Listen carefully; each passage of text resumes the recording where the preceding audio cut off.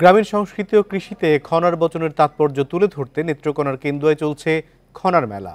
দিনব্যাপী গান আবৃত্তি সহ নানা আয়োজনের পাশাপাশি থাকছে কৃষি উপকরণ মেলাও। প্রথমবারের মতো এমন আয়োজনে খুশি দর্শনার্থীরা।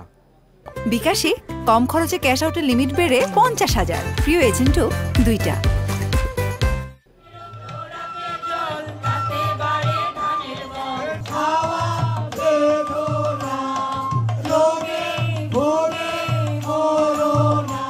খনা ছিলেন জ্যোতির্বিদ্যা সহ নানা বিষয়ে পারদর্শী এক নারী, যিনি বচন ছন্দ রচনার জন্য সবার কাছে আজও সমাদৃত। মূলত তার ভবিষ্যৎবাণীগুলোই খনার বচন নামে পরিচিত।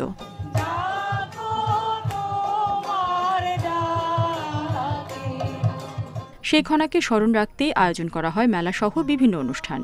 তারই অংশ হিসেবে কেন্দুয়ার প্রত্যন্ত গ্রাম আঙ্গুরোয়ায় সূর্যোদয়ের সাথে সাথে শুরু হয় গান। গানে গানে তুলে ধরা হয় খনার বচন।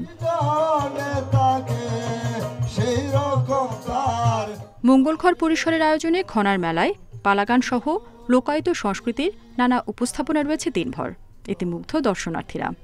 খনার মেলা বিষয়টি আসলে আকর্ষণীয়, কারণ আমরা কখনোই খনার বিষয়টাকে বাংলার ঐতিহ্য থেকে এখনো সামনে আনিনি। প্রত্যেক বছরই হোক এবং প্রত্যেক গ্রামে গ্রামের প্রত্যেক শহরে ছড়িয়ে যাক। আমাদের এই যে প্রকৃতি ঘনিষ্ঠ যে জীবন, সেটাই যে প্রকৃতির জীবন, প্রাকৃতিক জীবন, এবং সেখানে আমাদের ফিরে যাওয়া উচিত।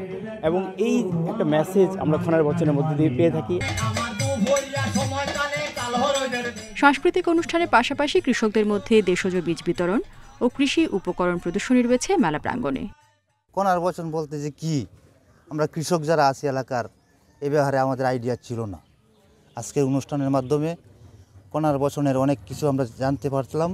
কৃষিতে খনার জ্ঞান ছড়িয়ে দিতেই এই উদ্যোগ বলে জানান আয়োজকরা। সমস্ত আয়োজনই আমাদের নিজস্ব সংস্কৃতি থেকে উঠে আসা অনুষঙ্গগুলো। এখানে পালা গান আছে, পুঁথি গান আছে, এখানে নকশি কাঁথা আছে, এখানে বাউল গান আছে, এখানে কাঠের মাটির তৈজসপত্র আছে, মেলায় প্রদর্শিত হচ্ছে, বিক্রয় হচ্ছে। রাতভর চলবে এই আয়োজন। খনার মেলা শেষ হবে নববর্ষের সূর্যোদয়ের সাথে। Independent news.